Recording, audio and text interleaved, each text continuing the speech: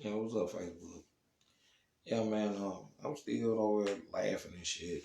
You know what I'm saying? At these YouTube videos or whatever about, when they was talking about Terrence Crawford's attitude changed toward Earl Smith Jr. and Bob Arum and all this other stuff. Now, if y'all know who I'm talking about, Bob Arum has been a manager for over almost 50 years. You know what I'm saying? In the hours of boxing. He been around since the Ali era, the Joe Frazier, the Ali, the Joe Foreman era. You know what I'm saying? And Don King was in that time frame too. They just go head to head sometime when it kind of came down to competition. All right, Terrence Bud Crawford. He's a 33-year-old boxer that pretty much accomplished three weight divisions. Um, 135, 135 pounds, 140, undisputed, and welterweight, which is 147 pounds. Now, Errol Spence Jr., started out as a welterweight, and he pretty much just not getting his claim to fame with two fighters. He beat two champions, and one was being Carol Brook for the IBF championship welterweight title, and the other one was Sean Porter for the WBC title. And the thing is, whatever, a little bit before last year, whatever, Errol Spence Jr. was involved into a car accident. So, like the same week that he beat Sean Porter or whatever, the following week or whatever, he he pretty much went to a club, party, kicked it down there in Dallas, Texas, and was involved in a car accident. So, he flipped over a white Ferrari, and he was in ICU for about a week or two, and took out his teeth, took out all four of his teeth or whatever, and he had to wear, luminaires for a little while. Then they had to put metal poles in the mouth to go ahead and make some new teeth. And before that happened, Terrence Crawford and Errol Spence Jr. was considered the best, the two best in weight classes or whatever. One being pound for pound, the other one being number 4, number 5 in the pound for pound list. If anybody don't know anything about boxing or whatever, being a pound for pound, you have a list of accomplishments you have to go through. Either you is a good, think about it, you have to be a unified champion, in your weight class. You have to be able to be a big draw, you know what I'm saying, and the thing is or whatever, if you can go weight class and win the title, or you can be undisputed in that weight class or whatever, and then go to another weight class and be a champion. That puts you in an undisputed category for, underneath heavyweights. The very first pound fight in the world was a guy by the name of Sugar Ray Robinson. Okay, Sugar Ray was the greatest pound champion ever at middleweight and welterweight and middleweight. So that's what pound came. Almost damn 100 years. Pound was being bestowed on a lot of people. Who was the best in the weight classes and stuff like that. So a lot of people say Terrence Crawford. A lot of people say Cornel Alvarez. A lot of people say Vasily Lomachenko. Alexander Ugas. A lot of people, it's like a top 10 list. A person that's on that list now is one of Charlo twins, which is Jamal. It's Jamal Charlo, because he won most of the 3 major titles at junior middleweight, super welterweight. At 154 pounds. So he's up there right now too. Now back to what I'm about to say. Terrence Crawford was signed with Top Rank about 6 years ago. Back in 2015, 2014 or whatever, he was with Top Rank for a long period of time, and he was actually whooping everybody in the rankings.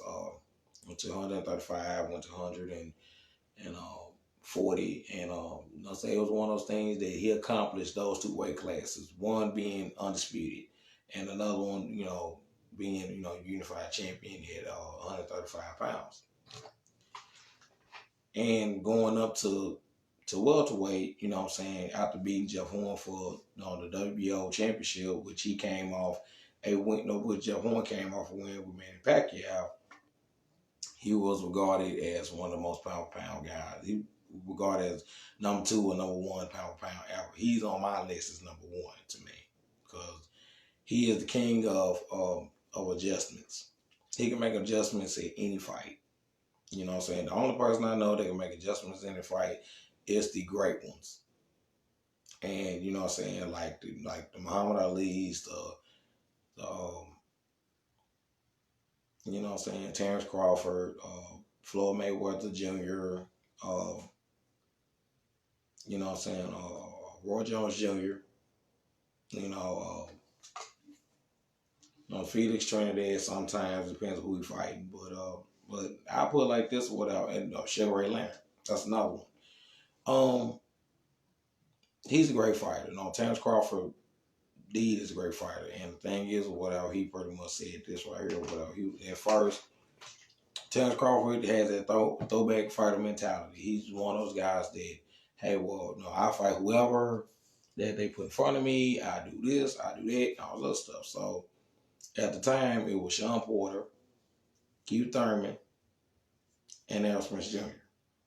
when he was moving up at welterweight, before he even won a title from Jeff Horn. It was you had your 3 champions. You had 3 champions at the time, and Keith Thurman pretty much had 2 belts at the time before he lost the WBC belt, because he had a super version of WBA and a WBC belt. And he said, well, Terrence Crawford hasn't done anything at welterweight for me to challenge him. You know what I'm saying? For me to give him an opportunity to fight for my belt. And Errol Spence Jr. just came out beating Carl Brook for the IBL belt. So, and then you had Jeff Horn. And Jeff Horn was like, you know what I'm saying, he was the WBO champion and stuff like that. He never ever really talked shit about him. So he came off the Manny Pacquiao win or whatever. He ended up winning his belt.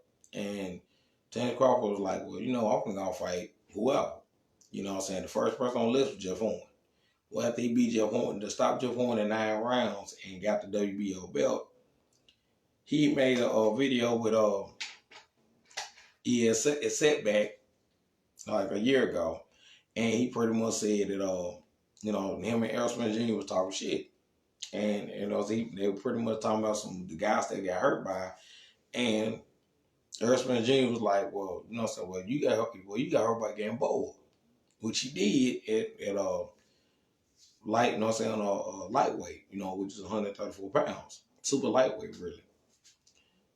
And Errol Spence Jr. said, well, you got hurt by Ocampo, which he did with a Mexican fighter. And then he also said, and you got hurt by Carl Brook, which Carl Brook actually beat him up in 6 rounds of just, out jabbing, out pointing him, you know what I'm saying, because of the less experience that Errol Spence Jr. had at the time. So they pretty much was like, man, whatever, man, we can, you know what I'm saying, I bet I can beat you. He said, how much you want to bet on me? And Errol Spence Jr. said, well, I can bet 100,000 on that. And then Terrence Crawford said, we can bet $1 million.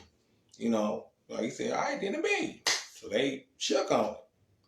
This was last year. This is record from last year. You can go on YouTube,